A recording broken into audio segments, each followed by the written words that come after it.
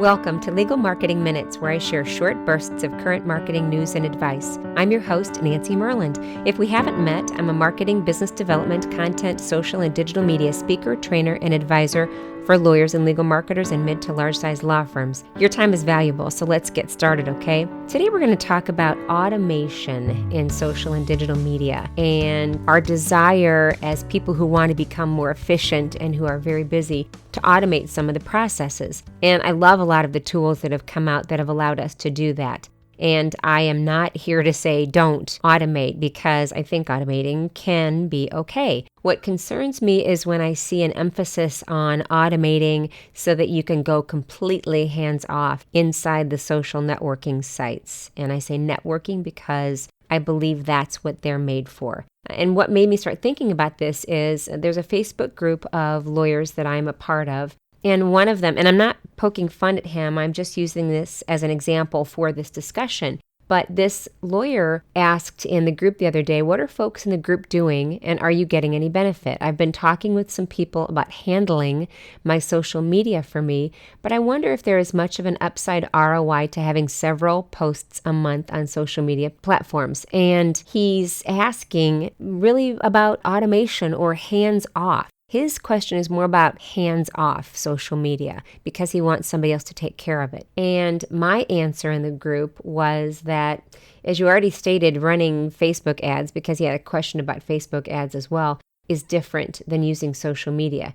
You need to decide what you want to see happen as a result of using social media. If you aren't interested in spending some time interacting with people, then you might not be using these platforms to their fullest potential. Posting interesting content is only one spoke of your strategy. Cutting through the clutter and making a connection with your community, which is what will help you leapfrog your competition, is a critical part of your social and digital media strategy. And I firmly believe that. I think it's okay to have those messages that, I would consider broadcast messages. It's the here's my blog post. I do that. I post my blog posts. That's, those are broadcast messages. Those aren't the conversation part of social media. And that's okay, because I spend a great deal of time in conversation and interaction with people because I'm interested in making and creating relationships and nurturing those relationships. And back in 2012, I wrote a blog post on the Myrland Marketing Minute blog called Ladies and Gentlemen, Welcome to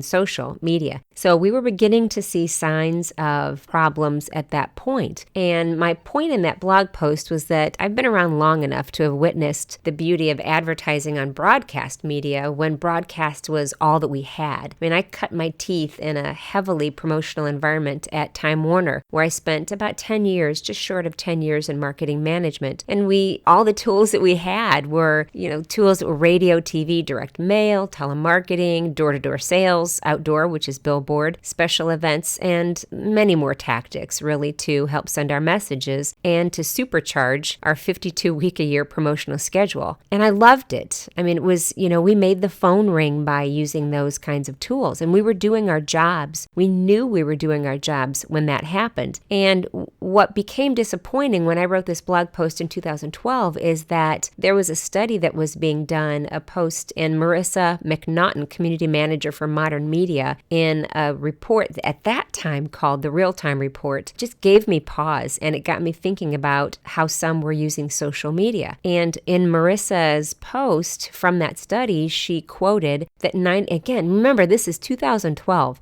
that 94% of the top 50 brands direct Facebook comments to a one-way communication page, either a tab or closed Facebook wall where users don't have the ability to initiate conversation. Now today that's not even possible. I mean, you can leave comments. It doesn't mean they're going to be answered. So keep that in mind that this is 2012 and here we are in 2018, that the platforms have changed a little, but my point is still the same. And that in 2010, 91% of the top 50 brands led consumers to one-way communication. And it was very, very sad that 56% of those top 50 brands didn't respond to a single customer comment on their Facebook Facebook page in 2011. So we went from really horrible statistics to, I have a feeling, still really bad statistics today because people are absent. People are automating and they're forgetting that they need to spend time in these spaces.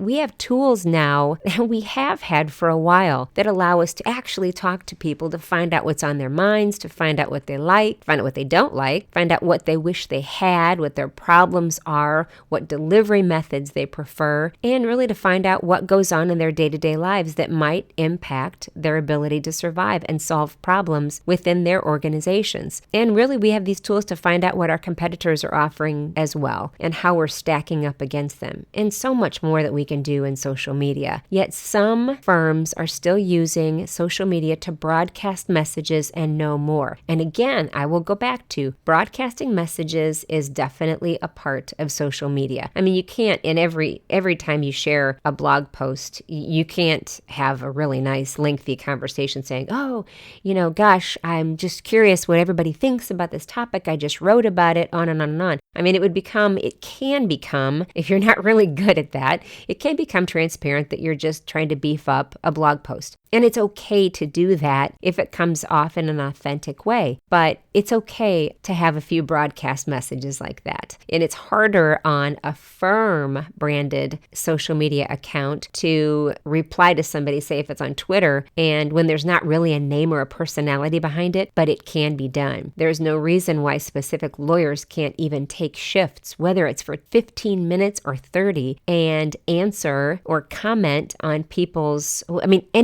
any Twitter activity that you can think of. Commenting, retweeting, sharing, just interacting. You see brands do this all the time. And at the end of it, they'll just put a dash, Nancy, so that somebody knows, oh yeah, that was Amazon, but Amazon wouldn't do this, but it was Nancy from Amazon that was replying. And all of a sudden, there's this human behind this brand. So you see, there is a big difference between posting and interacting. And what I continue to see happen is that these platforms are filled with a lot of broadcast messages, and that we continue to get so spoiled by automation and letting those automated platforms, which I think some of them are very good, post all of our messages, but then never going in and taking the time to interact with people. And it's such a shame. It's such a waste of the tools that we have in front of us. Yes, I know some people think, that's a perfect world. That would be, that's unique when people do that. Well, you know what? There are a lot of people that do that. You just hang around for a little bit every once in a while on each of the platforms. You will find firms that are actually, and when I say firms, I mean all kinds of businesses. And it doesn't have to be a law firm. It doesn't have to be any specific kind of firm. Just look at what others are doing as an example and what happens when there's a little bit of conversation that takes place. It all of a sudden turns that brand or that firm into a human being. And I don't know about you, but I would much rather do business with and entrust my major and very serious business and legal matters with somebody that I